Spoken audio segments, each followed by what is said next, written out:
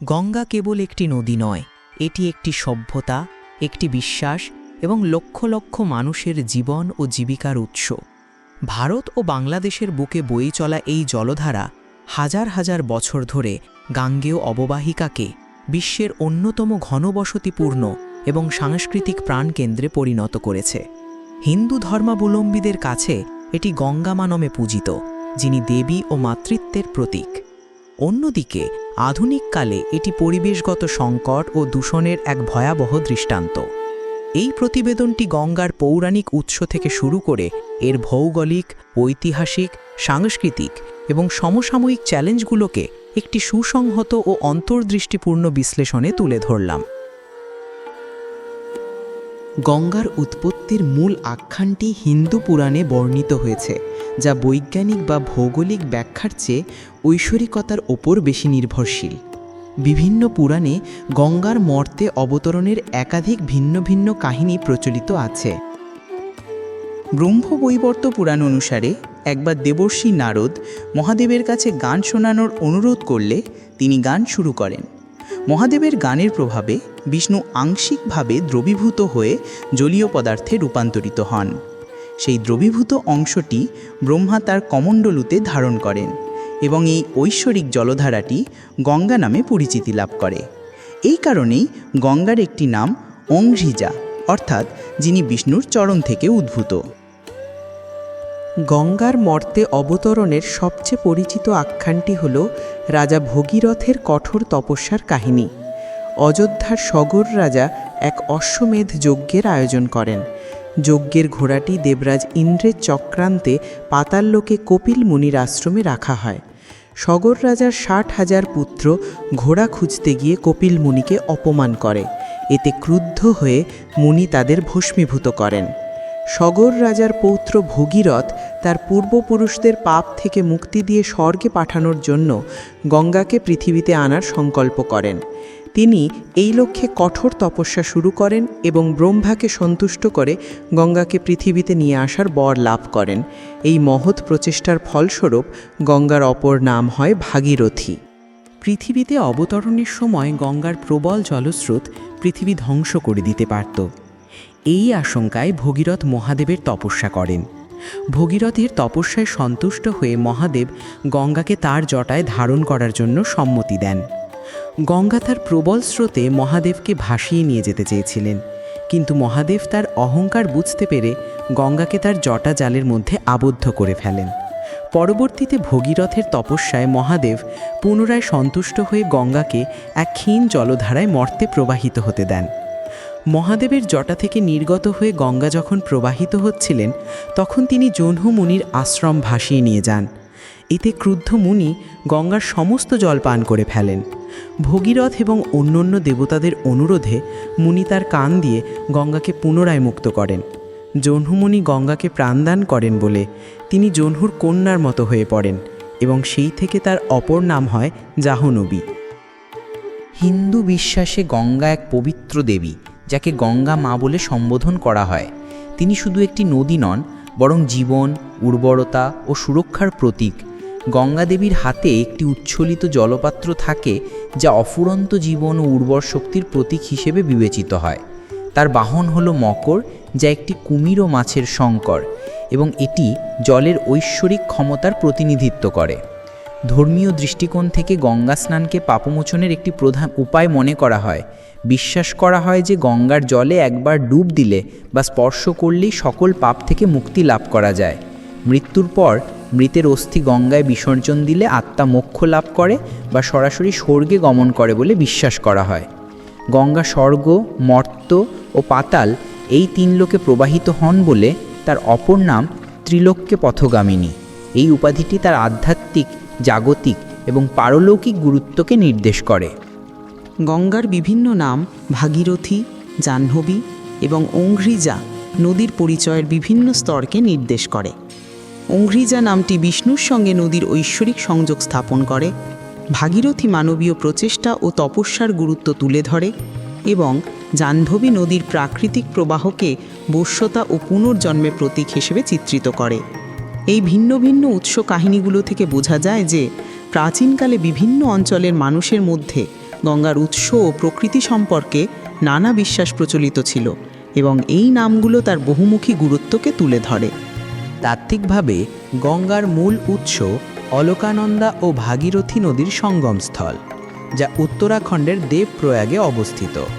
যদিও হিন্দু পুরাণে গঙ্গোত্রী হিমবাহের গোমুখকে গঙ্গার মূল উৎস এবং ভাগীরথী নদীকে প্রধান প্রবাহ হিসেবে ধরা হয়, তবে বাস্তবে অলকানন্দা নদীটি দীর্ঘতর এবং জলপ্রবাহের দিক থেকে এটিই প্রধান। অলকানন্দার উৎসস্থল নন্দাদেবী, ত্রিশূল ও কামেট শৃঙ্গের বরফগলা জল থেকে। হিমালয় পর্বতমালার গঙ্গোত্রী হিমবাহের গোমুখ গুহা থেকে উৎপন্ন হয়ে ভাগীরথী 250 কিলোমিটার পাহাড়ি পথ অতিক্রম করে ঋষিকেশ ও হরিদ্বারের কাছে গাঙ্গেয় সমভূমিতে প্রবেশ করে। হরিদ্বারে একটি বাঁধ গড়ে গঙ্গার জল উত্তরপ্রদেশের দোয়াব অঞ্চলে জলসেচের জন্য পাঠানো হয়। নদীর যাত্রাপথে এর সঙ্গে অসংখ্য উপনদী ও শাখা নদী মিলিত হয়। গঙ্গার ডান তীরের প্রধান উপনদীগুলি হল যমুনা ও সোন। বাম তীরের উল্লেখযোগ্য উপনদীগুলি হল গোমতী, ঘরঘরা, কোশি এবং গণ্ডক। এলাহাবাদী ত্রিবেণী সঙ্গমে যমুনা নদী গঙ্গায় মিশেছে, যেখানে যমুনার আকার গঙ্গার চেয়েও বড়। এরপর গঙ্গা পূর্বমুখী হয়ে বিহার ও পশ্চিমবঙ্গ হয়ে বাংলাদেশে প্রবেশ করে, যেখানে এটি পদ্মা নামে পরিচিত। বাংলাদেশে মহানন্দা ছাড়া গঙ্গার উল্লেখযোগ্য কোনো উপনদী নেই, তবে ইছামতি, নবগঙ্গা, ভৈরব ও কুমারের মতো অসংখ্য শাখা নদী রয়েছে। ডান তীরের উপনদী যমুনা নদী, উৎস যমুনোত্রী হিমবাহ, দৈর্ঘ্য 1376 কিলোমিটার। সোন নদী, উৎস অমরকণ্টক মালভূমি, দৈর্ঘ্য 780 কিলোমিটার। টন্স নদী, উৎস গড়ওয়াল পাহাড়, দৈর্ঘ্য প্রায় 264 কিলোমিটার। বাম তীরের উপনদী রামগঙ্গা নদী, উৎস গাড়োয়াল জেলা, দৈর্ঘ্য 596 কিলোমিটার। ঘাঘরা নদী, উৎস মানস সরোবরের দক্ষিণে, দৈর্ঘ্য 1080 কিলোমিটার। গণ্ডক নদী, উৎস তিব্বত নেপাল সীমান্ত, দৈর্ঘ্য 425 কিলোমিটার। কোশি নদী, উৎস সিকিম নেপাল তিব্বত অঞ্চল, দৈর্ঘ্য 730 কিলোমিটার। গোমতী নদী, উৎস উত্তরপ্রদেশের পিলিভিত জেলা, দৈর্ঘ্য প্রায় 940 কিলোমিটার। দামোদর নদী, উৎস ঝাড়খণ্ডের ছোট নাগপুর মালভূমি, দৈর্ঘ্য প্রায় 592 কিলোমিটার। মহানন্দা নদী, উৎস দার্জিলিং পাহাড়, দৈর্ঘ্য প্রায় 360 কিলোমিটার। শাখা নদী ভাগীরথী হুগলি নদী, পশ্চিমবঙ্গ দিয়ে প্রবাহিত হয়, কলকাতার মধ্য দিয়ে যায়। পদ্মা নদী, বাংলাদেশে প্রবেশ করার পর গঙ্গা পদ্মা নামে পরিচিত। ভৈরব নদী, বাংলাদেশে পদ্মার একটি শাখা। কুমার নদী, বাংলাদেশে পদ্মার একটি শাখা। ইছামতি নদী, ভারত বাংলাদেশ সীমান্ত দিয়ে প্রবাহিত। নবগঙ্গা নদী, বাংলাদেশে পদ্মার একটি শাখা।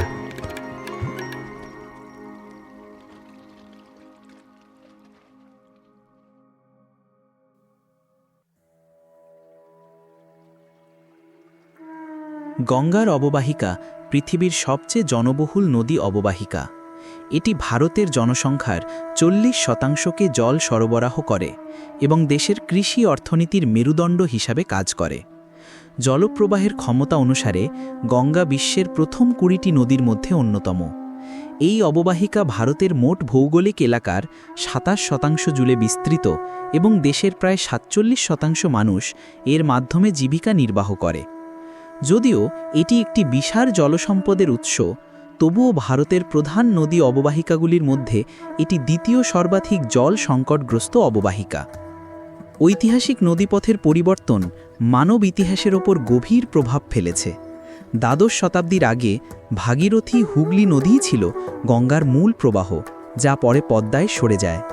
এই গতিপথ পরিবর্তনের ফলে গঙ্গার বদ্বীপ অঞ্চল, বিশেষ করে কলকাতা ও মুর্শিদাবাদের মতো গুরুত্বপূর্ণ নগরীগুলো প্রভাবিত হয়েছিল। এই পরিবর্তনগুলো প্রাচীন বাণিজ্য কেন্দ্রগুলোর গুরুত্ব হ্রাস এবং নতুন কেন্দ্র গড়ে ওঠার পেছনে একটি প্রধান কারণ ছিল। এটি প্রমাণ করে যে মানব বসতি ও সভ্যতা নদীর গতিবিধির ওপর নির্ভরশীল এবং নদীর স্থিতিশীলতা সেই অঞ্চলের অর্থনৈতিক ও রাজনৈতিক স্থিতিশীলতার জন্য অপরিহার্য। গঙ্গা অববাহিকা হাজার হাজার বছর ধরে ভারতীয় সভ্যতার প্রাণকেন্দ্র হিসেবে কাজ করেছে। পৃথিবীর অন্যান্য নদীর মতো, যেমন নীল নদের তীরে মিশরীয় সভ্যতা বা সিন্ধুর তীরে সিন্ধু সভ্যতা, তেমনি গঙ্গার উর্বর অববাহিকা ইন্দো আর্য সভ্যতার লালনভূমি হিসেবে পরিচিত। গঙ্গা নদীর তীরে অসংখ্য প্রাচীন ও আধুনিক সাম্রাজ্য ও নগরী গড়ে উঠেছে। পাটলিপুত্র, আধুনিক পাটনা, ছিল অশোকের মৌর্য সাম্রাজ্যের কেন্দ্র। কনৌজ ও এলাহাবাদের মতো শহরগুলো গঙ্গার তীরে গড়ে ওঠে এবং মধ্যযুগে গুরুত্বপূর্ণ বাণিজ্যিক কেন্দ্র হিসেবে বিকাশ লাভ করে। বারাণসী বা কাশী, যা বিশ্বের প্রাচীনতম জীবন্ত শহরগুলোর মধ্যে অন্যতম, গঙ্গার পশ্চিম তীরে অবস্থিত এবং এটি হিন্দু ও বৌদ্ধ উভয় ধর্মের কাছেই পবিত্র। এই শহরগুলো কেবল নদীর জলের উপর নির্ভরশীল ছিল না, বরং নদীর গতিপথকেই তাদের অর্থনৈতিক ও সামাজিক জীবনধারার কেন্দ্রবিন্দু হিসেবে গ্রহণ করেছিল, যা নদীকে একটি গুরুত্বপূর্ণ যোগাযোগ ও বাণিজ্যের মাধ্যম করে তুলেছিল। আধুনিক যুগেও গঙ্গার তীরে অনেক গুরুত্বপূর্ণ শহর রয়েছে, যার মধ্যে হরিদ্বার, ঋষিকেশ, কলকাতা, মুর্শিদাবাদ, কোন্নগর, নবদ্বীপ ইত্যাদি প্রধান। এই শহরগুলোর অধিকাংশই নদীকে কেন্দ্র করে গড়ে উঠেছে এবং আজও তাদের অর্থনৈতিক ও সাংস্কৃতিক জীবন নদীর উপর নির্ভরশীল। গঙ্গাকে কেন্দ্র করে অসংখ্য তীর্থস্থান গড়ে উঠেছে, যার মধ্যে গঙ্গোত্রী, হরিদ্বার, ঋষিকেশ, প্রয়াগরাজ এবং বারাণসী প্রধান। এই স্থানগুলিতে গঙ্গা স্নানকে পুণ্যকর্ম হিসেবে দেখা হয় এবং প্রতি বছর লক্ষ লক্ষ পুণ্যার্থী এখানে সমবেত হয়। গঙ্গা নদী কুম্ভ মেলার অন্যতম প্রধান কেন্দ্র, যা পৃথিবীর বৃহত্তম ধর্মীয় সমাবেশ হিসেবে পরিচিত। এই মেলা প্রয়াগরাজ, গঙ্গা, যমুনা ও সরস্বতী সঙ্গমস্থল, হরিদ্বার, গঙ্গা, নাসিক, গোদাবরী এবং উজ্জয়িনী, শিপ্রা এই 4টি স্থানে অনুষ্ঠিত হয়। এটি কেবল একটি ধর্মীয় উৎসব নয়, বরং এটি একটি বিশাল সামাজিক ও সাংস্কৃতিক সমাবেশ হিসেবেও পরিচিত, যা 2018 সালে ইউনেস্কোর অস্পষ্ট সাংস্কৃতিক ঐতিহ্যের তালিকায় অন্তর্ভুক্ত হয়েছে। গঙ্গাকে কেন্দ্র করে বিভিন্ন ধরনের ধর্মীয় প্রথা ও উৎসব পালিত হয়। প্রতিদিন সন্ধ্যায় বারাণসী ও হরিদ্বারের ঘাটে অনুষ্ঠিত গঙ্গা আরতি একটি গুরুত্বপূর্ণ ধর্মীয় প্রথা, যেখানে নদীর প্রতি শ্রদ্ধা নিবেদন করা হয়। এছাড়া জ্যৈষ্ঠ মাসের শুক্লা দশমী তিথিটি গঙ্গা দশেরা নামে উদযাপিত হয়, যেদিন গঙ্গায় স্নান করলে 10 জন্মের পাপ থেকে মুক্তি পাওয়া যায় বলে বিশ্বাস করা হয়। প্রাচীন ও আধুনিক উভয় যুগেই গঙ্গা কেবল জল সরবরাহের উৎস ছিল না, বরং এটি একটি গুরুত্বপূর্ণ যোগাযোগ, বাণিজ্য ও সাংস্কৃতিক বিনিময়ের মাধ্যম হিসেবে কাজ করেছে। প্রাচীন গৌড়, পাটলিপুত্র এবং আধুনিক কলকাতা এই সকল নগরীর বিকাশের পেছনে নদীর ভূমিকা অনস্বীকার্য। নদীর মাধ্যমে পণ্য ও মানুষ সহজেই এক স্থান থেকে অন্য স্থানে যাতায়াত করতে পারত, যা বাণিজ্য ও সংস্কৃতির বিস্তারে সাহায্য করেছে। এটি প্রমাণ করে যে নদী তীরবর্তী সভ্যতাগুলো কেবল নদীর জল ও উর্বরতার ওপর নির্ভরশীল ছিল না, বরং নদীর গতিপথকেই তাদের অর্থনৈতিক ও সামাজিক জীবনধারার কেন্দ্রবিন্দু হিসেবে গ্রহণ করেছিল। গঙ্গা নদীর পৌরাণিক মাহাত্ম্য এবং আধুনিককালে এর চরম দূষণ, এই দুই বিপরীতমুখী চিত্র এর বর্তমান সংকটকে তুলে ধরে। গঙ্গা দূষণের প্রধান কারণগুলো হল অপরিশোধিত পয়ঃবর্জ্য, শিল্পবর্জ্য এবং জনবসতির ঘনত্ব বৃদ্ধি। গঙ্গা অববাহিকার 40 কোটিরও বেশি মানুষ এর জলের ওপর নির্ভরশীল। এই ঘনবসতিপূর্ণ অঞ্চলের শহরগুলোতে পর্যাপ্ত পয়ঃনিষ্কাশন ব্যবস্থার অভাব থাকায় প্রতিদিন বিপুল পরিমাণ অপরিশোধিত পয়ঃবর্জ্য সরাসরি নদীতে ফেলা হয়।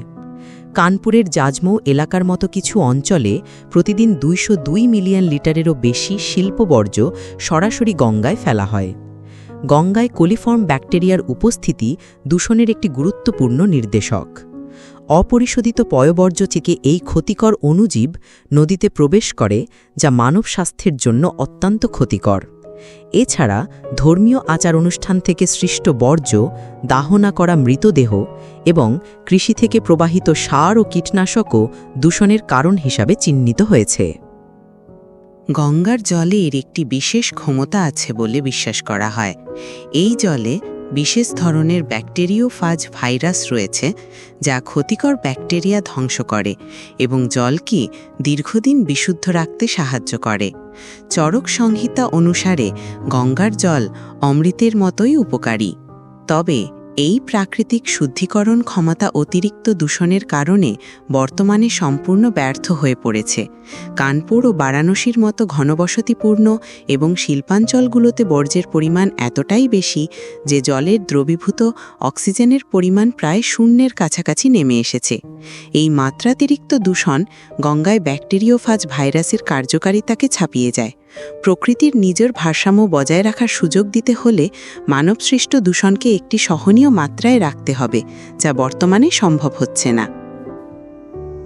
গঙ্গার দূষণ রোধে এবং তার পুনরুজ্জীবনের জন্য ভারত সরকার বিভিন্ন সময়ে একাধিক গুরুত্বপূর্ণ প্রকল্প হাতে নিয়েছে। 1985 সালে তৎকালীন প্রধানমন্ত্রী Rajiv Gandhi Ganga action plan GAP প্রকল্পটি চালু করেন। এর মূল লক্ষ্য ছিল পয়ঃবর্জ্য প্রতিরোধ ও শোধন ব্যবস্থার মাধ্যমে গঙ্গার দূষণ কমানো এবং জলের গুণগত মানের উন্নতি ঘটানো। এই প্রকল্পটি উত্তরপ্রদেশ, বিহার ও পশ্চিমবঙ্গ এই 3টি রাজ্যকে কেন্দ্র করে শুরু হয়েছিল। যদিও এটি একটি উচ্চাকাঙ্ক্ষী প্রকল্প ছিল, তবে পরিকাঠামোগত সীমাবদ্ধতা, অপর্যাপ্ত বাস্তবায়ন এবং রাজনৈতিক সদিচ্ছার অভাবের কারণে এটি আশানুরূপ সাফল্য লাভ করতে পারেনি। কেন্দ্রীয় সরকারের ফ্ল্যাগশিপ প্রকল্প নমামি গঙ্গে প্রোগ্রাম। 2014 সালে কেন্দ্র সরকার নমামি গঙ্গে প্রোগ্রাম নামে একটি নতুন সমন্বিত সংরক্ষণ প্রকল্প চালু করে, যার প্রাথমিক বাজেট ছিল 20,000 কোটি টাকা। এই প্রকল্পের প্রধান উদ্দেশ্যগুলো হল পয়ঃনিকাশী পরিকাঠামো নির্মাণ, শিল্পবর্জ্য নিয়ন্ত্রণ, জীববৈচিত্র্য সংরক্ষণ, বনসৃজন এবং জনসচেতনতা বৃদ্ধি। উল্লেখযোগ্য অগ্রগতি ও সাফল্য: জলজ জীববৈচিত্র্যের পুনরুদ্ধার। এই প্রকল্পের ফলে গঙ্গার ডলফিনের সংখ্যা 2018 সালে 3,330 থেকে বেড়ে 2024 সালে 3,936 হয়েছে। নতুন অনেক স্থানেও ডলফিনের দেখা মিলেছে। জলের গুণগত মানের উন্নতি। বিভিন্ন অঞ্চলে BOD বা বায়োকেমিক্যাল অক্সিজেন ডিমান্ড মাত্রা উল্লেখযোগ্যভাবে কমেছে, যা জলের গুণগত মানের উন্নতির প্রমাণ। আন্তর্জাতিক স্বীকৃতি। 2022 সালে জাতিসংঘ এই প্রকল্পকে টপ 10 ওয়ার্ল্ড রেস্টোরেশন ফ্ল্যাগশিপ ইনিশিয়েটিভসের মধ্যে অন্তর্ভুক্ত করে। প্রকল্পের সীমাবদ্ধতা ও সমালোচনাও রয়েছে। বিভিন্ন রাজ্য সরকার, যেমন পশ্চিমবঙ্গ সরকার, অভিযোগ করেছে যে কেন্দ্র থেকে বরাদ্দকৃত অর্থ সময়মতো পাওয়া যায়নি। সামগ্রিকভাবে প্রকল্পের বরাদ্দকৃত অর্থের একটি বড় অংশ অব্যবহৃত রয়েছে। এছাড়াও অনেক নির্মিত শোধন কেন্দ্র STP এখনও পুরোপুরি কার্যকর নয় এবং নতুন পরিকাঠামো নির্মাণে জমি অধিগ্রহণ ও পরিবেশ ছাড়পত্র পেতে বিলম্ব হয়। নমামি গঙ্গে প্রকল্পের সাফল্যকে আপাতদৃষ্টিতে ইতিবাচক মনে হলেও এর পেছনের চ্যালেঞ্জগুলো ভবিষ্যৎ সাফল্যের পথে বড় বাধা হয়ে দাঁড়াতে পারে।